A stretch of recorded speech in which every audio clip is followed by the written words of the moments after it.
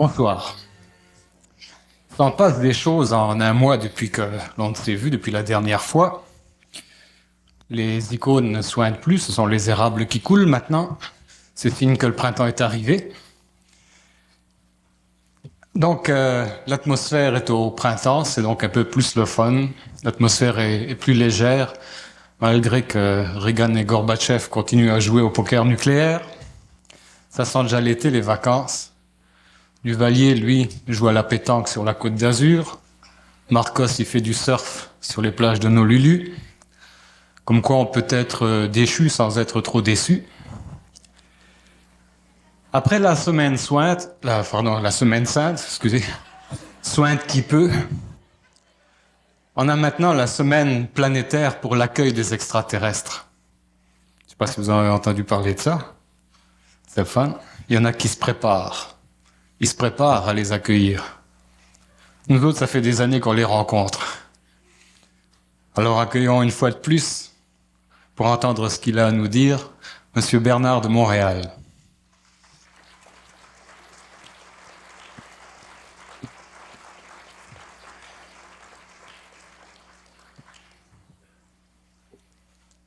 Est-ce que vous m'entendez bien au fond? Oui, tant pis pour vous.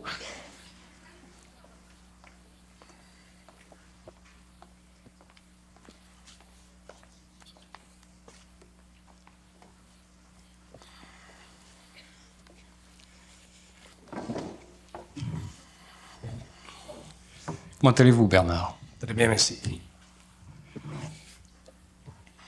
J'ai fêté mes 84 ans la semaine passée. Que voulez-vous quand on a brûlé la vie par les deux bouts? C'est comme ça. Dans un petit restaurant qui a pour nom Da Vinci, de Vinci. Et dans ce restaurant-là, j'étais en face du vivier, une espèce d'aquarium où il y avait des homards. Puis je regardais ces pauvres petites bêtes là qui souffraient beaucoup du fait de voir les pinces fermées par des gros élastiques. Imaginez un peu la frustration, même plus capable de serrer la pince entre amis. Puis nous autres, on est comme ça aussi de temps en temps dans la vie. Là, on est bloqué au niveau de l'action. On vit un peu ce que vivent les homards de Vinci. Alors ça, pour toutes sortes de raisons qui peuvent être intérieures ou extérieures au niveau de ces inhibitions. Donc il faudrait peut-être commencer par identifier les inhibitions qui sont extérieures et intérieures. Et également identifier l'action. C'est quoi de l'action? Est-ce que c'est d'abord une conclusion à nos expériences? Est-ce que c'est fondé sur une croyance, sur un savoir accumulé, autrement dit fondé sur le passé ou sur l'avenir? Autrement dit, quand est-ce que la vie cesse d'être la vie et devient notre vie? Ça, c'est la question. C'en est une.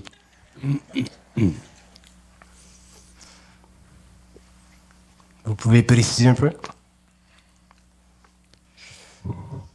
Je cherche à vous faire identifier les inhibitions de l'action si elles sont extérieures ou intérieures. Pourquoi est-ce qu'une personne, lorsqu'elle a le goût d'agir, se trouve bloquée pour des raisons telles que ça va lui dire c'est pas le temps, ou elle va remettre ça au lendemain, ou c'est trop tard, par exemple. Bon. Est-ce que c'est une condition absolue à l'homme, ou est-ce qu'il y a possibilité de dépasser cette inhibition? L'inhibition vis-à-vis l'action chez l'être humain, elle est fondamentalement reliée à son système psychologique. Quand je parle du système psychologique humain, je parle de la nature émotive et mentale de l'homme. L'homme, à cause de son insécurité, et le terme insécurité, c'est un terme extrêmement important parce que il recouvre énormément d'aspects de la conscience humaine. L'homme ne réalise pas tellement qu'il est insécure parce que il s'est créé au cours de son évolution des mécanismes psychologiques qui lui permettent d'avoir l'impression d'une sécurité quelconque dans la vie. La société lui offre ses sécurités, lui entretient avec elle ses mécanismes, de sorte que l'homme n'est pas réellement conscient de sa puissance créative. Il ne sait pas réellement ce qu'il peut faire. Il n'a pas conscience de ce qu'il peut faire. Et si on lui disait ou si on lui faisait part, par exemple, de ce qu'il pourrait faire dans 5 ans ou dans 10 ans, souvent il serait surpris. Et la raison pour laquelle l'homme ne sait pas ou n'a pas conscience de ce qu'il peut faire, c'est parce qu'il ne possède pas d'identité. Son moi est un moi totalement subjectif, il est totalement illusoire, il n'est pas fondé sur une connexion vitale entre son humanité et sa source d'énergie, son double. Donc, le moi de l'homme est, dans le fond, une couverture extrêmement instable qui fonctionne selon les hauts et les bas psychologiques ou psychiques de son être. Et ces hauts et ces bas sont proportionnels à la déformation psychologique de son entendement vis-à-vis la vie. Si l'homme a une déformation plus grande de la vie, il vivra des hauts et des bas qui sont plus majeurs. S'il a une compréhension un peu plus près de la vie, ses hauts et ses bas seront diminués. Mais l'homme vivra toujours des hauts et des bas. Et c'est à l'intérieur de ce mouvement que l'homme perd constamment de la conscience, c'est-à-dire de la consistance, de l'énergie, qu'il perd de la centricité, qu'il est incapable de faire fonctionner sa machine humaine à un niveau maximal pour l'époque où il en est rendu sur le plan d'évolution. Donc l'homme, qu'il soit de n'importe quelle race, de n'importe quelle nation, de n'importe quel acabit, de n'importe quelle culture, de n'importe quel niveau éducatif, n'est jamais parfaitement, totalement rempli de lui-même. Il y a toujours en lui un petit vide quelque part. Vide qui est rempli de temps à autre par du menu fretin, mais lui n'est jamais parfaitement rempli. Et c'est le fait qu'il n'est pas parfaitement rempli qui le force à ralentir sa vie. Et quand je dis ralentir sa vie, je veux dire à ne pas donner à sa vie la poussée, la direction, la volonté et l'intelligence dont elle a de besoin pour devenir maximale, c'est-à-dire parfaite. Et de ceci ressortent des mécanismes inhibitifs. Dans le fond, les mécanismes d'inhibition, ce sont des mécanismes à retardement, ce sont des mécanismes subjectifs qui sont ou qui représentent la coloration du moi. Et ces mécanismes sont basés sur l'expérience mémorielle de l'homme. L'homme vit en fonction de la société, il vit en fonction de la culture, il vit en fonction des connaissances, il vit en fonction des codes. Mais il ne vit jamais en fonction de lui-même, il ne vit jamais en relation étroite avec son énergie, donc automatiquement, il est obligé de vivre une vie par rapport à des mécanismes qui l'inhibitent.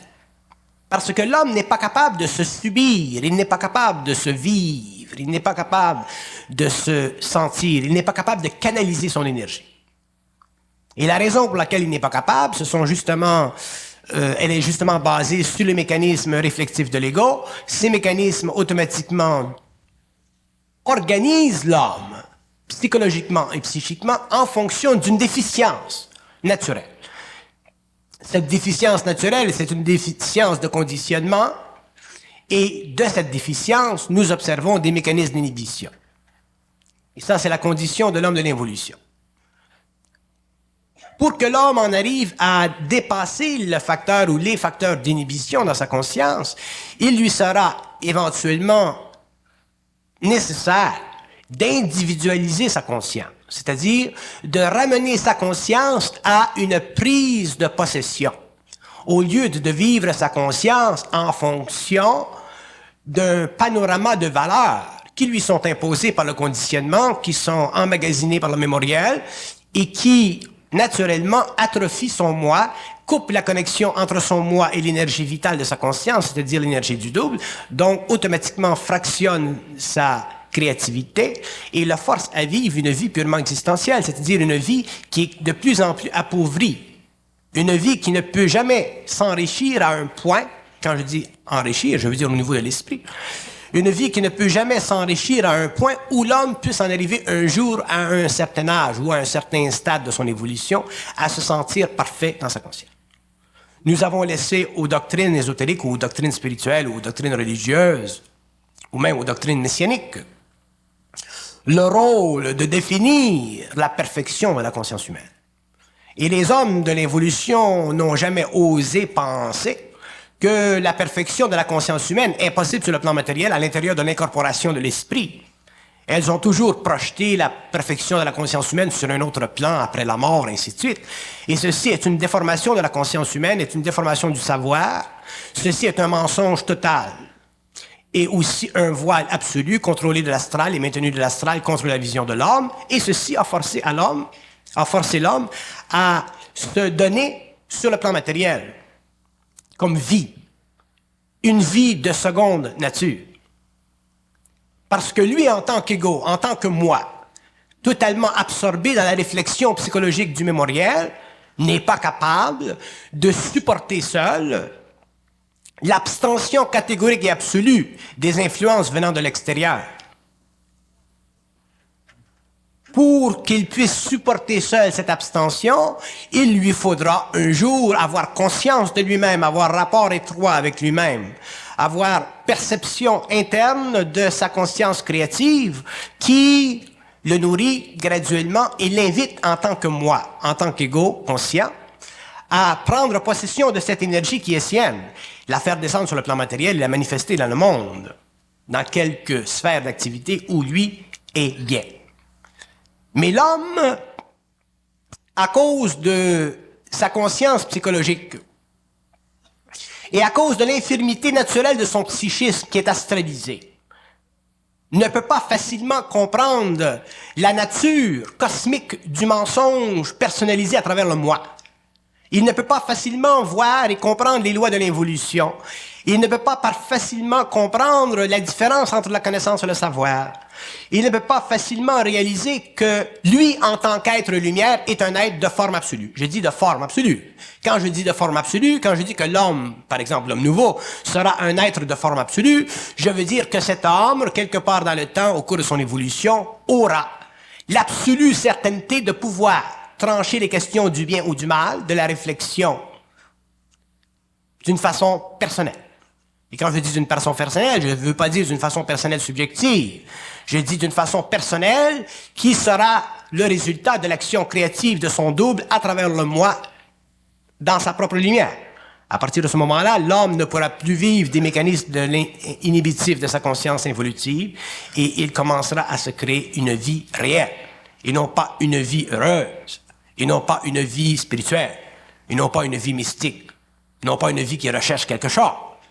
Il sera simplement plein de son énergie et transposera cette énergie dans une action quelconque qui, sur le plan matériel, sera totalement libre des mécanismes inhibitifs, donc deviendra automatiquement une action créative.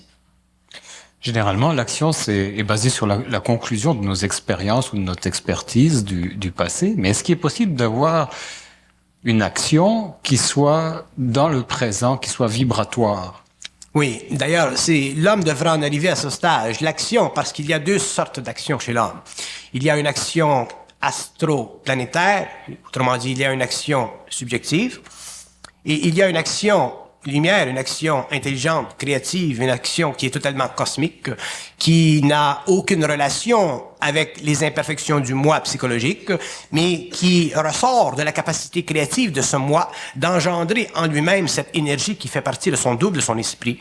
Et l'homme devra en arriver un jour à pouvoir supporter le choc vibratoire de cette énergie, sentir cette pulsation en lui qui est à la base de l'action créative, mais il ne pourra le faire tant qu'il ne se sera pas psychologiquement libéré du doute. C'est le doute chez l'homme qui retarde l'action, qui empiète sur l'action. C'est le doute qui crée chez l'homme l'inquiétude du rendement de l'action. C'est le doute qui crée chez l'homme l'impression que peut-être l'action marchera, peut-être qu'elle ne fonctionnera pas. Donc, le doute fait partie naturelle de la dénaturalisation de l'homme. Le doute, ce n'est pas homme. Le doute, ce n'est pas humain dans le sens cosmique, universel. Le doute, c'est totalement existentiel, planétaire, ça fait partie des souffrances philosophiques de l'homme. Ça fait partie du manque de rythme dans la vie créative de l'homme. Le doute, c'est une insulte à l'homme. C'est une insulte à son intelligence créative. C'est une insulte à la réalisation de son moi. Et si l'action chez l'homme manque de puissance, c'est parce que elle est trop clouée au doute. Et ce doute, il fait partie, comme je disais tout à l'heure, au conditionnement de l'ego, au conditionnement du moi, elle fait partie du mémoriel. L'homme a tendance à mesurer son action en fonction des résultats qu'elle puisse apporter selon la mémoire qu'il a de résultats auparavant. Ceci est une grande erreur parce que l'énergie créative de l'homme est une énergie qui est extratemporelle, donc qui n'est pas libre, c'est-à-dire qui n'est pas prisonnière du passé de l'homme. C'est une énergie qui est totalement créative. C'est une énergie qui contient en elle-même les lois de sa propre action. C'est une énergie qui se définit par elle-même en fonction de la capacité de l'homme de la rendre. C'est une énergie qui est pure, parfaite, sans faille. Mais elle est pure, parfaite, sans faille à la mesure où l'homme, en tant que moi, est capable de la vivre. Donc, l'homme vivra cette action créative, non planétaire, non existentielle, lorsqu'il aura appris à pouvoir supporter le poids de son action sans émotivité dans le mental et sans mémoire pour colorer l'action antécédente et la projeter sur l'écran de son présent pour lui créer dans le mental le doute. Et le doute lui-même est assis sur l'insécurité, la peur de lâcher sa job, son loyer, son pays, sa famille, etc. Oui, mais il faut faire attention quand on parle du doute parce que nous découvrirons au cours des années que l'homme a énormément de choses à apprendre en ce qui concerne la psychologie de sa propre intelligence. La psychologie de l'intelligence, ce n'est pas une psychologie qui est gratuite. C'est-à-dire qu'un homme ne peut pas, pour simplement des raisons vibratoires, pour simplement des raisons de sensibilité ou de perception interne, se lancer dans une action qui n'est pas parfaitement équilibrée avec son vouloir. Sinon, l'homme vit une initiation, il risque de perdre tout parce que l'énergie en lui, qui cherche à fusionner avec le moi pour donner ou pour créer une transcendance dans la conscience humaine, cette énergie se servira de toutes les failles possibles et imaginables de la conscience du moi. Donc, l'homme de l'évolution, l'homme créatif, conscient, sera obligé d'apprendre que la relation entre l'action et l'intelligence de l'action doit être une relation qui n'est pas simplement fondée sur le rapport étroit et occulte entre l'activité créative du double et l'ego, mais qu'elle doit être fondée sur la volonté du moi, de l'ego, sur l'intelligence du moi et de l'ego, de saisir l'énergie mais sans que cette dernière puisse se saisir de lui. C'est un jeu à deux étages. Pour que l'action créative serve l'homme et ne serve pas simplement les forces transformationnelles en lui, il faut que l'homme soit extrêmement intelligent. Autrement dit, il faut que l'homme soit plus intelligent que les forces de la mort en lui, c'est-à-dire les forces astrales. Donc, il faut que l'homme soit réellement dans le mental, épuré de toute déformation psychique ou psychologique sur le plan du moi, sur le plan de l'ego. Et c'est ceci qui sera long parce que l'homme, individuellement parlant, a une très grande histoire personnelle de faiblesse, de faille, de doute ou d'insurrection contre lui-même. Mais les forces insurrectionnelles contre l'homme sont toujours et ont toujours été soit les forces de sa propre lumière mal canalisées, autrement dit, les forces astrales interférant avec sa propre intelligence. Et ce n'est pas la lumière de l'homme qui viendra vers l'homme et qui le rendra intelligent par principe. L'homme deviendra intelligent par souffrance, c'est-à-dire en ayant appris au cours de son expertise à ne pas être déformé dans sa lumière lorsque cette lumière passe à travers ses corps inférieurs. Donc, l'homme nouveau apprendra graduellement à reconnaître que l'impression qu'il a d'être intelligent ou l'impression qu'il a de savoir ou l'impression qu'il a de connaître est une impression qui est de plus en plus subtilement à être revisée. Il y a un temps dans la vie de l'homme où l'homme se saura intelligent. Il y a un temps. Ce temps varie selon chaque individu. Mais un individu ne peut pas ne peut pas savoir qu'il sait, ne peut pas être certain absolument qu'il sait, tant qu'il n'est pas absolument conscient d'être capable de contrôler et de mater les forces occultes en lui. Et la clé, elle est là, quelque part. Dans ce fouillis extrêmement instable de vibrations, dans cette conscience de plus en plus grandissante chez l'homme. Et c'est l'homme lui-même qui sera obligé de découvrir l'aiguille dans l'amoncellement de paille. L'homme ne recevra jamais d'aide de l'interne. L'homme ne recevra d'abord jamais d'aide de l'astral. Ceci fait partie de l'involution. Les hommes plus ou moins conscients de ça. Et l'homme ne recevra jamais d'aide de sa propre lumière. Parce que la fonction de la lumière dans l'homme, ce n'est pas de l'aider, c'est de l'éclairer. L'homme doit s'aider lui-même. La lumière ne l'éclairera jamais. Donc, jamais les hommes pourront dire, ou pourront sentir, ou pourront avoir l'impression que la lumière les aide parce que c'est une illusion. La lumière, c'est une énergie qui part d'un point dans la conscience double de l'homme et qui veut traverser le mur de la matière pour rencontrer un mortel et étendre sur le plan de la matérialité son royaume. C'est la physicalisation de la matière lumineuse, c'est la physicalisation de la lumière, c'est l'élévation de la conscience de la Terre. Mais c'est l'homme qui représente l'autre facette de cette lumière, et l'homme devra un jour réaliser que la lumière ne peut pas l'aider. La lumière, c'est simplement un jet d'énergie que lui doit contrôler, doit dompter à travers la stérilité de sa conscience. Et comme l'homme est inconscient et qu'il fait partie de l'involution, qu'il a une nature animalisée très déformée, ça lui prendra un certain temps pour en arriver à mater cette énergie. Et l'homme devra mater sa lumière. On ne parlera pas au 21e siècle des illuminés. On parlera de l'homme lumière, de l'homme conscient, de l'homme supraconscient. On donnera différents termes à ces hommes. Pardon. Mais on ne parlera pas d'illumination, parce que l'illumination, c'est de l'astral. C'est une forme de mysticisme. L'homme devra dompter la lumière, la faire descendre sur le plan matériel, se rendre totalement en contrôle d'elle, l'utiliser à sa volonté, mais il y aura dans son chemin toutes sortes d'obstacles astraux, autrement dit, toutes sortes d'obstacles relevant de son moi, relevant de ses inhibitions, relevant de son incapacité en tant que moi d'éterniser son lien avec l'énergie. Si l'esprit avait su qu'il allait être prisonnier de la matière, inhibé dans la matière, est-ce qu'il aurait accepté l'incarnation? L'esprit ne pouvait pas savoir qu'il serait prisonnier de la matière parce que lorsque l'esprit est descendu dans la matière, il ne possédait pas d'expérience. Il était simplement en lumière, il n'avait pas l'expérience. C'est à travers le développement de la mémoire humaine au cours des millénaires que l'expérience s'est développée. Cette expérience est devenue une réserve d'information dans les mondes parallèles. Cette réserve d'information a pris le nom d'âme. Autrement dit, elle est devenue une force très puissante dans l'homme. Et avec le temps, naturellement, l'esprit ne pouvait pas retourner à son propre plan parce que il devait passer par la mort. Mais il devait passer par la mort parce que justement, il ne possédait pas l'expérience de la puissance des liens magnétiques sur lui-même à travers la nature animalisée de l'homme.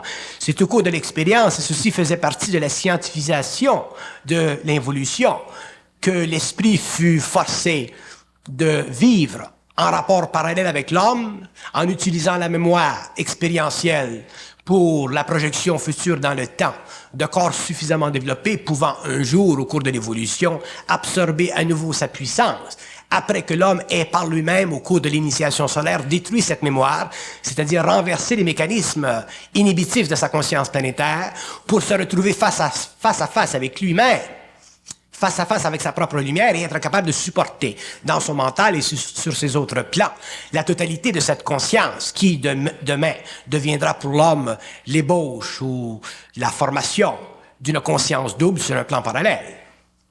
Donc, si nous regardons l'évolution du cosmos à partir de l'esprit, nous voyons que l'esprit, dans son originalité, n'était que lumière, et que la lumière, pour être utilisable dans le cosmos, devait se fonder avec des matières ou des plans inférieurs.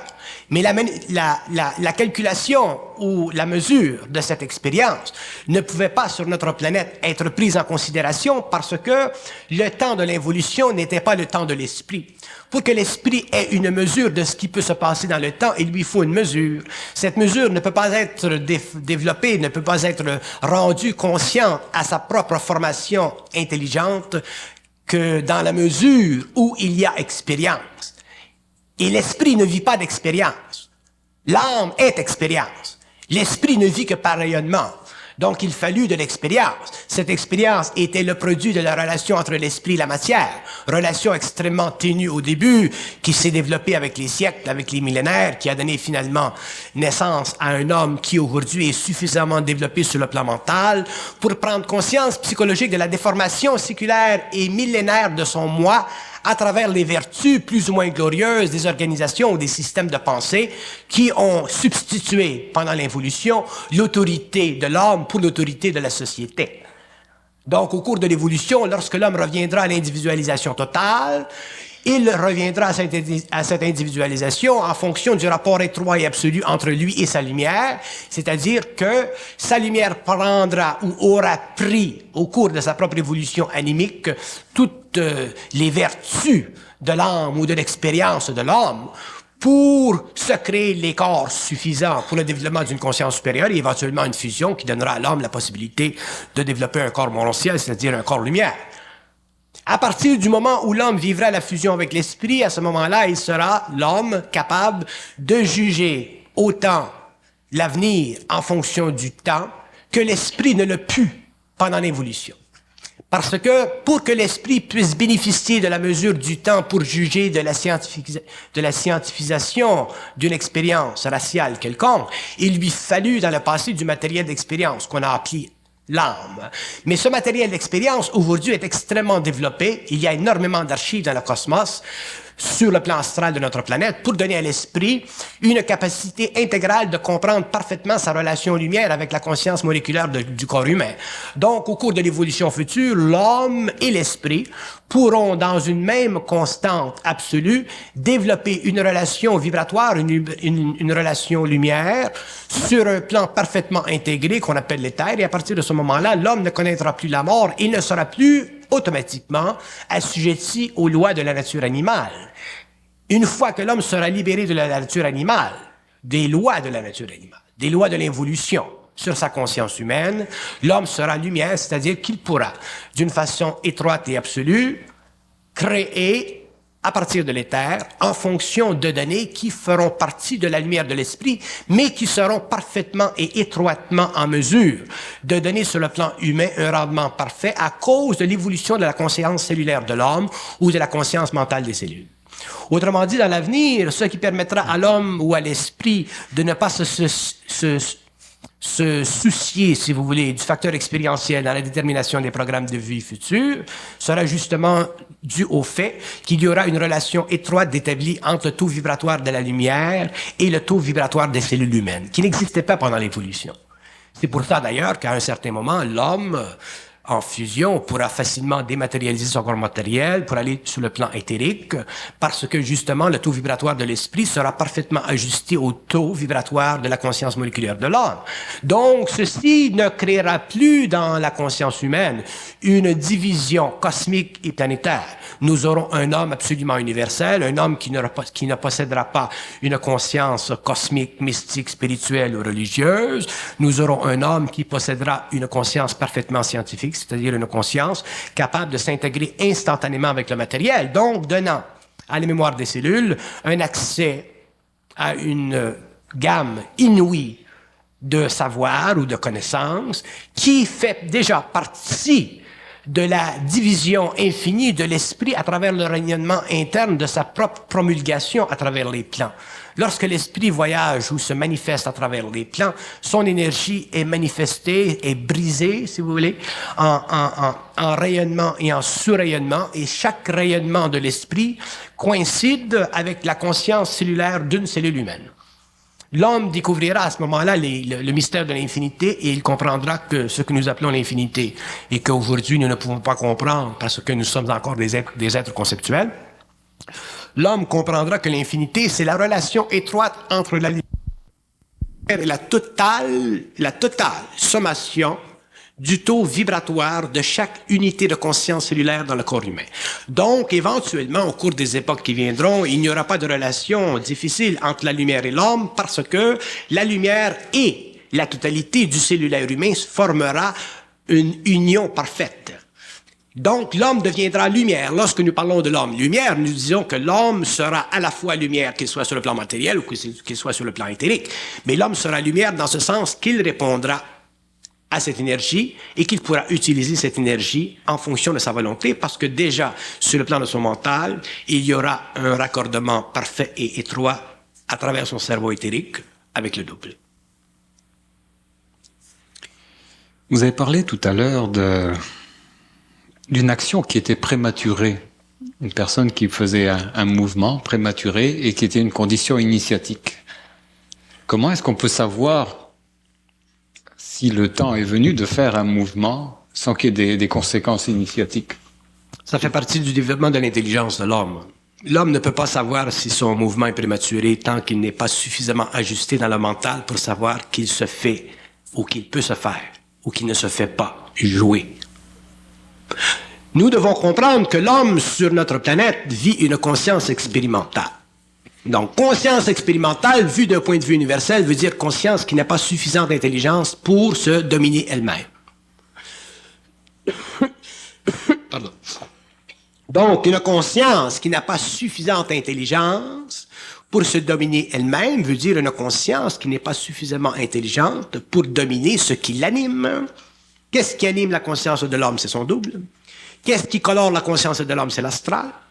Donc, ceci ou ces aspects ne peuvent pas disparaître de la conscience de l'homme simplement par principe philosophique. Ces aspects ne peuvent disparaître de la conscience de l'homme au fur et à mesure qu'il vit une forme quelconque de déformation dans son psychologisme ou dans son psychisme parce que il a une foi trop grande ou parce que il est trop naïf ou parce que il est trop spirituel ou parce qu'il est trop occulte ou parce que. Donc, l'homme vit une vie qui est assujettie à sa lumière à travers l'astral et il vivra une autre vie qu'il ne sera plus assujetti à sa lumière, mais qu'il l'aura dompté. Je me méfie énormément des gens qui vont me dire, il y en a beaucoup de ce temps-ci, qui vont me dire, Monsieur Bernard, je sais que je sais. Je ne me méfie pas d'eux en tant qu'hommes. Je me méfie d'eux en tant qu'hommes pouvant se faire encore cerner par les forces qui font partie de leur conscience très avancée. Autrement dit, l'ego, l'homme, le moi, a besoin d'une certitude. Il a besoin d'une identité. Et au stage où nous en sommes, et ceci durera quelques années, l'homme en évolution, sur le plan de l'ego, aura besoin de se définir, aura besoin d'une identité, et il lui sera très très facile de sauter à la première perche qui lui est tendue. Ce peut être la perche de l'occultisme, ce peut être la perche de l'ésotérisme, ce peut être la perche d'un certain pouvoir paranormal, ce peut être la perche d'une certaine sensibilité, ce peut être la perche de quelque chose. Mais l'homme sautera sur cette perche parce que cette perche lui donnera l'impression du début d'une solidité, l'impression du début d'une identité. Et ceci sera bon, mais ceci ne sera pas nécessairement sans erreur future. C'est au cours de l'évolution que l'homme en arrivera à pouvoir vivre et à vouloir vivre sans la perche. Il y a, chez les hommes que j'ai rencontrés dans différents pays, dans différents groupes, il y a un très grand besoin spirituel d'être dans leur intelligence, d'être dans leur conscience. Et ceci, c'est un besoin qui est normal, qui est naturel, qui est bon, qui est grand. Mais ce que ces hommes ne réalisent pas encore, c'est que plus l'homme deviendra conscient sur la terre, plus l'homme aura une conscience parfaite, plus l'homme aura une relation étroite avec son double, plus l'homme aura maté le double, plus l'homme deviendra lumière, plus l'homme sera fatigué d'être éternellement obligé de vivre en fonction d'une énergie qui, dans le fond, ne l'aide pas encore parce qu'elle envoie cette énergie de transmuter sa conscience cellulaire. Donc, l'homme, dans le fond, l'homme en évolution dans le monde occidental ou dans d'autres pays, est un homme qui est encore ce que je pourrais appeler esclave de l'astral. S'il n'est pas esclave de l'astral, il est esclave de la lumière à travers l'astral, mais il est encore un cobaye. Et il sera un cobaye pendant un certain nombre d'années. Et la journée où l'homme pourra commander à la matière, pourra commander à la table, pourra commander, là, à ce moment-là, il ne sera plus cobaye. Mais il aura à payer un prix extrêmement élevé pour être libre de cette expérience, de cette descente de l'énergie dans la matière, de cette fusion, de cette transmutation totale de son moi. Il aura un prix à payer. Et ce prix est inévitable, il fait partie de la nouvelle évolution. Ce prix sera grand. Et ce prix ne sera pas colorable. Les hommes qui auront payé ce prix seront très fatigués de payer le prix. Et plus ils avanceront dans la conscience, plus ils avanceront vers cet état de conscience supérieure, plus ils seront fatigués. Moins ils voudront sur le plan matériel travailler avec les forces en eux, plus ils voudront changer de plan. Et ce plan ne viendra qu'à un certain moment à la fin du cycle. Donc, tant que les hommes seront sur le plan matériel et qu'ils seront en voie d'évolution, qu'ils seront en voie de développement de ce savoir, ils s'apercevront que ce savoir fait encore partie d'une condition très puissante imposée sur le moi pour la glorification de la lumière, mais non pas pour la gloire de l'homme. Et l'homme un jour devra être glorifié dans sa propre énergie. L'homme un jour devra être glorifié par la lumière. Mais ceci ne viendra pas avant la fin du cycle. Et ceci ne viendra pas tant que l'homme n'aura pas dompté la lumière.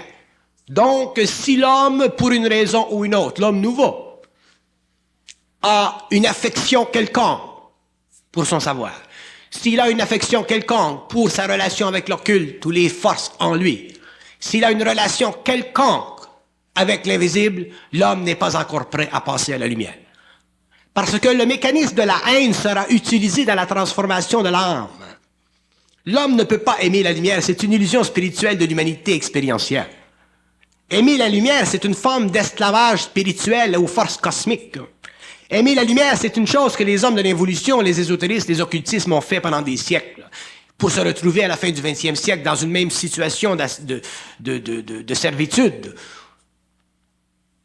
Aimer la lumière fait partie de l'illusion spirituelle de l'homme, elle fait partie de la programmation astrale de l'homme, elle fait partie de l'esclavage cosmique de l'homme, et un jour, l'homme haïra la lumière. Et lorsqu'il aura haï la lumière, il aura parfaitement compris le rôle de l'astral dans l'évolution, et c'est à ce moment-là qu'il deviendra lumière. Et lorsque l'homme deviendra lumière, il sera incapable, à ce moment-là, d'aimer ou de haïr la lumière. Il deviendra neutre, il deviendra lui-même lumière, il deviendra expression de cette énergie sur le monde, il deviendra un scientifique, il changera la civilisation, il pourra à volonté changer de plan, changer de planète pour travailler ou faire avancer les sciences de l'homme sur d'autres planètes ou dans d'autres galaxies. Mais il y a une dimensionnalité dans la psychologie humaine qui sera renversée au cours de la transmutation du corps mental de l'homme, définitivement, parce que ceci fait partie du besoin chez l'homme de devenir maître parfait de sa conscience.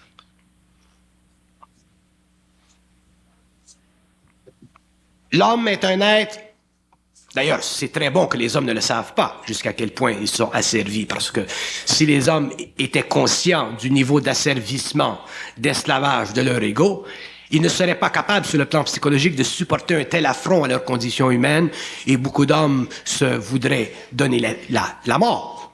Donc, il y a des choses qui sont cachées à l'homme et ces choses qui sont cachées sont bonnes. Mais les années qui viennent révéleront de plus en plus de choses à l'homme.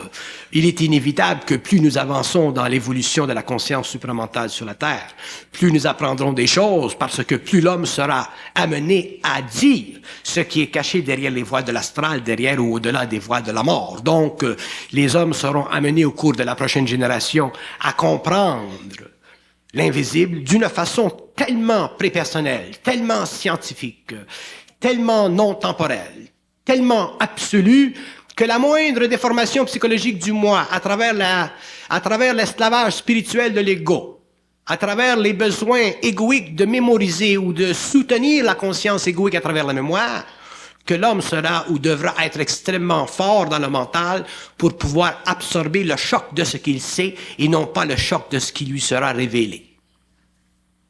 C'est le choc du savoir qui donnera à l'homme la mesure de sa puissance. Et lorsque l'homme sera dans la puissance de sa mesure, il ne sera plus intéressé au savoir, parce que le savoir est simplement la première ébauche de son évolution.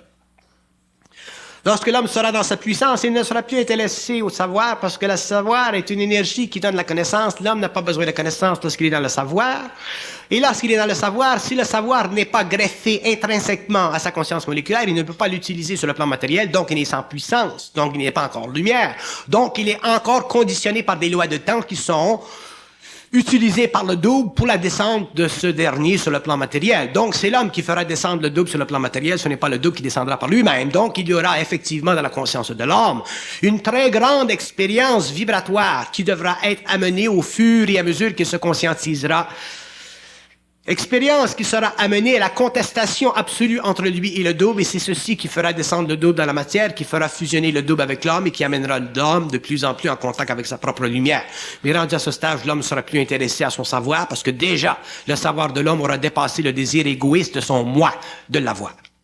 Ça veut dire quoi, contester le double? Contester le double, ça veut dire rapatrier le double énergiquement à l'intérieur de la conscience moléculaire de son corps matériel.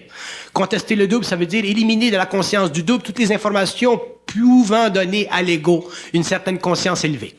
Contester le double veut dire éliminer de la conscience de l'homme toute forme de déformation psychique capable de donner à sa conscience occulte une certaine volition au-dessus de son moi. Contester le double veut dire devenir absolu sur la Terre. Contester le double veut dire avoir la volonté de se dématérialiser. Contester le double veut dire, éventuellement, pour l'homme futur, entrer en contact étroit avec sa conscience moléculaire sur tous les plans de sa réalité, autant matérielle que mentale. Vous avez parlé de l'homme en tant qu'être de lumière, en dehors de la polarité du bien et du mal.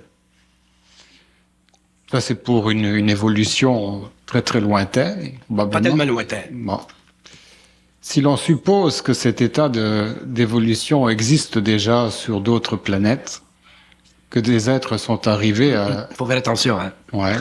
Je vais vous expliquer les lois du bien et du mal. Les lois du bien et du mal sont l'expression, dans notre cosmos local, de ce qu'on peut appeler, pour le moment, la descente de la force oméga à travers l'homme. La force oméga, c'est une force cosmique qui n'a pas de visage. Elle n'est pas polarisée, cette force. Mais lorsqu'elle descend à travers l'homme, elle devient polarisée, et au cours des millénaires de l'évolution, de l'involution, cette force est devenue de plus en plus polarisée, de sorte qu'au cours de l'évolution, ou de l'involution, ou de l'évolution régressive, cette force est devenue l'expression symbolique d'une tendance chez l'homme de séparer deux actions, une la mettant dans le camp du bien et l'autre la mettant dans le camp du mal. Il est évident que pour toute raison d'involution régressive ou d'évolution régressive, il fut bon pour l'homme de développer une conscience du bien comme il fut nécessaire pour l'homme de développer une conscience du mal. Mais ceci était le résultat nécessaire, inévitable, inéluctable de la polarisation de cette force oméga. Cette force oméga, plus tard, on la découvrira comme étant ou représentant ce que nous appelions symboliquement dans le passé les forces lucifériennes. Mais elle va, cette force oméga, beaucoup plus loin dans sa réalité que la simple symbologie que nous lui avons donnée, nous, en tant que chrétiens. Donc, cette force oméga a été divisée, a été polarisée par l'expérience animique. Elle n'a jamais été utilisée par l'homme en relation vibratoire avec la fusion de son esprit, mais elle a toujours été utilisée à travers l'homme, donnant à son moi constamment la polarisation psychologique d'une valeur qui a été constamment contestée au cours de l'histoire et qui a donné, au cours de l'histoire de l'évolution des races et des cultures, certaines formes d'évolution ou certaines formes de dégénération selon l'aptitude animique de certains hommes de vivre en fonction d'une certaine polarité ou d'une autre. Donc, nous avons eu dans l'évolution différentes formes de mal, nous avons eu différentes formes de bien, mais dans l'analyse finale de cette évolution régressive, nous verrons demain, lorsque l'homme aura accès à la force oméga, lorsque l'homme sera dans la conscience de la force oméga, nous verrons que le bien ou le mal, éliminons le mal parce que le mal, nous savons qu'il est mal, mais nous verrons que même le bien de l'évolution faisait partie de l'assujettissement de l'homme à des forces, lui enlevant totalement sa volonté parce que l'homme n'était pas capable sur le plan humain, égoïque, non fusionné, de supporter la tâche, de s'interroger lui-même d'une façon absolue vis-à-vis la qualité absolue de ses divisions dans l'énergie, autrement dit vis-à-vis la qualité absolue de bien regarder ce que nous appelons le mal ou le bien. Et nous verrons que beaucoup de bien a été mal, comme beaucoup de mal a été bien pendant l'évolution. Mais l'homme de la prochaine époque, l'homme nouveau, sera libre de la coloration de la force oméga parce que, à cause de sa relation étroite avec le double, à cause de sa capacité de mater l'énergie de son double, il pourra utiliser sa propre lumière d'une façon intransigeante, c'est-à-dire qu'il ne sera plus obligé de subir sur le plan psychologique la déformation de cette force oméga. Donc, cette force oméga deviendra la force utilisée par l'homme pour la scientifisation de la matière. L'homme n'utilisera la force oméga que pour la scientifisation de la matière.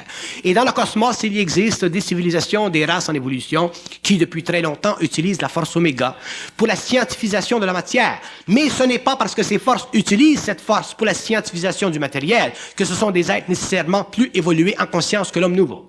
Et cette marge, ce point, je le mets parce que il sera compris, réalisé demain et effectivement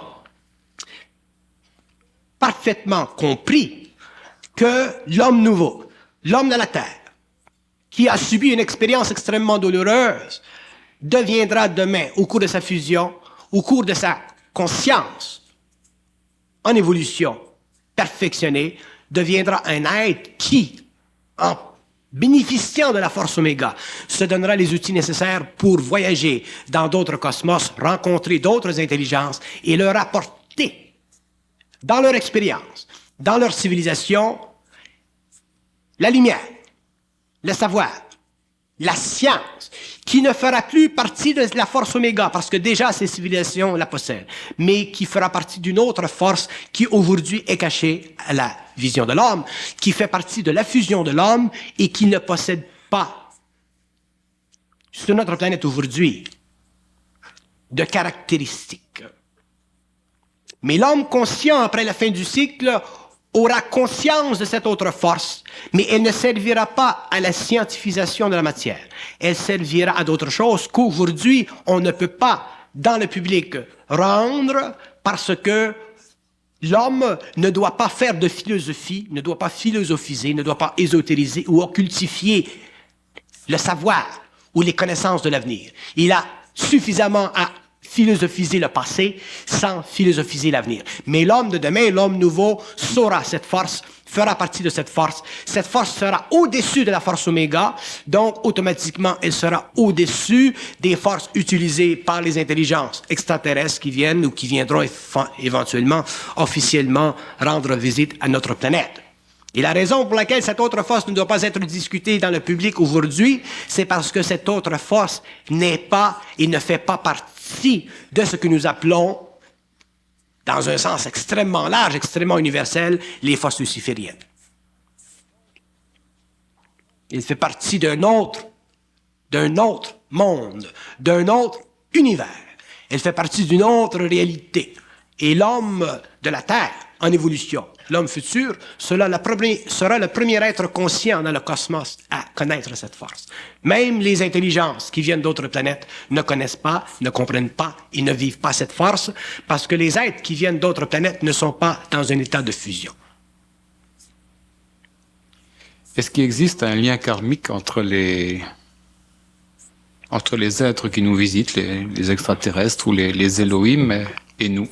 Autrement dit, est-ce qu'on est, nous, le produit d'une hybridation sur la Terre? Nous sommes le produit d'une hybridation sur la Terre. Nous sommes les fils de ces êtres. Nous avons été pondus. Nous avons été asservis. Créés à leur image, mais juste à leur image. Nous avons été créés à leur image. Nous avons été asservis pour des raisons d'évolution régressive. Nous sommes le produit d'une très haute technologie. Nous sommes le produit d'un très haut plan d'évolution. Mais à partir du moment où l'homme vivra la fusion avec son double, cette évolution cessera et l'homme retournera à ses planètes d'origine et prendra la place dans les mondes, dans les confédérations, dans ses gouvernements qui lui est due. Et c'est à partir de ce moment-là que l'homme commencera à travailler à l'évolution de mondes supérieurs qui ne font pas partie aujourd'hui des mondes habités et que l'homme pourra finalement commencer à être grand. Pour un être qui a quelques milliers d'années d'avance sur nous au niveau de l'évolution de sa compréhension, qui a un mental froid, qui nous regarde, est-ce que la Terre peut être un genre de parc ou de réserve naturelle dont nous sommes les Pour ces êtres, nous sommes des animaux intelligents. Nous sommes des animaux intelligents parce que nous ne sommes pas intelligents, mais nous avons accès à un certain niveau de facultés intelligentes inférieures que nous appelons la réflexion. Et nous sommes aussi des animaux intelligents parce que nous ne possédons pas la capacité de nous séparer de notre conscience astrale, c'est-à-dire de notre conscience animalisée. Donc, pour ces êtres, nous sommes effectivement le produit d'une très grande expérience. Une expérience qui est surveillée, mesurée sur d'autres plans, à distance. Mais ces êtres ne savent pas, ne comprennent pas, ne réalisent pas ce que l'homme nouveau représente pour la Terre. Parce que si nous regardons le cosmos, nous voyons que dans le cosmos, il y a des sphères, des plans, des mondes plus ou moins évolués. Mais au-dessus du cosmos matériel, au-dessus des mondes en évolution de conscience, il y a de l'énergie pure. Et nous découvrirons un jour que ce que nous appelons aujourd'hui énergie pure représente une intelligence, de l'intelligence, des intelligences. Ces intelligences ne participent aucunement à la formation, à l'évolution des mondes parallèles cosmiques. Ces intelligences participeront à l'évolution et à la formation d'autres mondes à partir de l'état de fusion lorsque l'homme de la Terre aura compris la relation étroite entre une conscience involutive et une conscience évolutive, entre une pensée égoïque qui pense, et une pensée égoïque qui reconnaît une source à sa pensée, jusqu'au stage où la source de cette pensée soit suffisamment développée, scientifisée, conscientisée pour que l'homme réalise que la partie lumière derrière le matériel, que le double, c'est lui. Et c'est lorsque ceci sera atteint que l'homme prendra sa place dans le cosmos à un niveau d'évolution qui fait partie du secret de la fusion entre la lumière et la matérialité, état qui est atteint, qui sera atteint sur notre planète, mais qui ne fait pas partie des plans d'évolution des civilisations venant de l'extérieur. Vous allez me demander, mais est-ce que ces êtres sont des êtres qui sont bons? Est-ce que ces êtres sont des êtres qui ont un niveau de conscience? Et je vous répondrai que ces êtres sont des êtres qui ne connaissent pas les aspects bestiaux du comportement humain parce que ces êtres ne possèdent pas d'âme. Ce qui a fait que ces êtres ont pu évoluer d'une façon aussi spectaculaire sur le plan de la science, c'est que leur esprit n'a pas été retardé dans son évolution par le phénomène purement terrestre de l'âme, de la mémoire. Ces êtres sont, par contre, des êtres qui ne possèdent pas parfaitement leur esprit, parce que dans les mondes dits supérieurs, il y a une partie de l'esprit qui est dans la lumière et une autre partie de l'esprit qui est emmagasinée dans les cerveaux électroniques, dans leur cerveau, dans leur machinerie. Donc, la partie de l'esprit, lorsque nous parlons de ces êtres, nous parlons d'êtres qui possèdent des technologies immatérielles. Donc, lorsque nous parlons de technologies immatérielles, nous parlons de technologies qui ne sont pas sujettes aux lois de la gravité. Et dans ces technologies immatérielles, nous avons une partie de l'esprit qui demeure dans les sphères de la lumière, une partie de l'esprit qui est emmagasinée dans leur système, et c'est la partie de l'esprit emmagasinée dans leur système scientifisé qui leur permet à ces êtres de posséder une très grande relation moléculaire entre l'énergie de ces systèmes qui ont été composés par leur esprit à travers leur corps matériel ou leur corps matériau-éthérique et eux-mêmes. Tandis que sur le plan matériel, l'esprit n'est pas dans la matière, il n'est pas dans une certaine technologie. L'esprit, il est infirmé dans sa descente vers l'homme à cause de la mémoire humaine, à cause de l'âme. Mais lorsque l'esprit sera intégré dans la conscience moléculaire de l'homme d'une façon parfaite, l'homme lui-même deviendra ce cerveau, l'homme lui-même deviendra cette sommation totale d'énergie rendue, décodifiable, que nous appelons science, que nous appelons savoir, que nous appelons connaissance. Mais ce ne sera plus une science ou un savoir fondé sur une mémoire quelconque, telle que nous connaissons, ou ce ne sera plus non plus une science fondée sur la relation étroite entre une technologie immatérielle et des hommes très évolués qui ne possèdent pas, tels que nous, de l'esprit non fragmenté. Et lorsque l'homme entrera en contact avec ces intelligences verront que l'homme possède, sur le plan vibratoire, sur le plan de l'esprit, une dimensionnalité que l'homme lui-même découvrira dans son affrontement, dans sa conversion de l'énergie de l'esprit. Et cet affrontement, cette conversion de l'énergie de l'esprit donnera à l'homme un statut quelconque.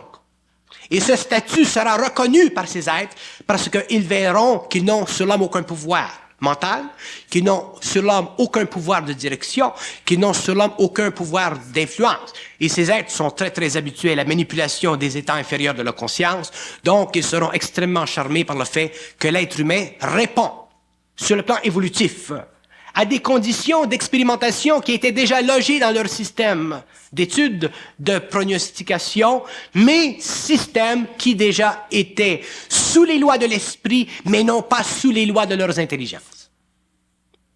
C'est comme si nous dirions, l'esprit sait où l'homme va, mais l'esprit dans la matière de ces êtres très évolués a servi à la déification des processus involutifs pour la diminution sur le plan matériel d'une conscience lumière afin que des corps inférieurs se construisent pour que plus tard au cours de l'évolution, des corps supérieurs se développent pour que plus tard au cours de la fusion, ce même esprit qui originalement était dans les sphères non divisées dans ces mondes devienne parfaitement partagé dans la fusion de l'homme pour que l'homme demain n'ait plus besoin de système de mémoire d'ordre de science non matérielle pour constater, juger et établir les lois de la prochaine évolution du cosmos. Donc, ceci fera en sorte que l'homme, sur le plan évolutif, sera supérieur à ce que nous appelons aujourd'hui les êtres extraterrestres. Est-ce que les prophètes de l'ancien temps, Élie, Enoch, Ézéchiel, Moïse, le Nazaréen, étaient décontactés? Et est-ce que leur fonction, leur rôle était différent des contactés actuels? Non, c'était des contactés. Un contacté, c'est un contacté. Qu'il soit dans le passé, qu'il soit aujourd'hui, c'est toujours un contacté. La vie d'un contacté dépend naturellement des paramètres sociaux, des paramètres politiques de son temps. Un contacté, il y a 2000 ans, il y a 4000 ans, ne pouvait pas agir comme un contacté d'aujourd'hui. Tout est changé. Mais c'était le même phénomène. Il y a eu des contactés qui ont été réellement modifiés dans leur conscience psychologique par le contact. Il y a eu des contactés qui ont vécu leur conscience psychologique à un très haut niveau. Et l'homme nouveau sera aussi un contacté, mais ce sera un contacté de nouvel ordre. Ce sera un contacté qui ne se laissera plus conditionner par le contact. Il ne sera plus conditionné par le contact. C'est la différence entre les contactés de l'évolution et les contactés de l'avenir. Le contacté de l'avenir sera un homme qui aura été contacté, mais qui un jour, sera libre du contact sur le plan psychologique. Il ne vivra du contact que sur le plan vibratoire, que sur le plan de sa relation étroite entre lui et sa propre lumière. Mais il n'y aura plus d'ordre psychologique donné au contact, de sorte qu'il n'y aura plus de formation sur la terre de religion, ou de sciences ésotériques, ou de sciences occultes. Mais ceci demandera une très, très grande conversion du mental humain, dans un mental supérieur, dans une supraconscience. Ceci demandera que l'homme redéfinisse sa relation avec l'énergie, redéfinisse sa relation avec la vie, redéfinisse sa relation avec la conscience qu'il a de la valeur de la vie, redéfinisse sa relation avec la mémoire, redéfinisse sa relation avec toutes les valeurs qui font partie du patrimoine humain de l'évolution régressive, qu'on appelle l'évolution. Ceci demandera un renversement total de la conscience humaine. Merci Bernard.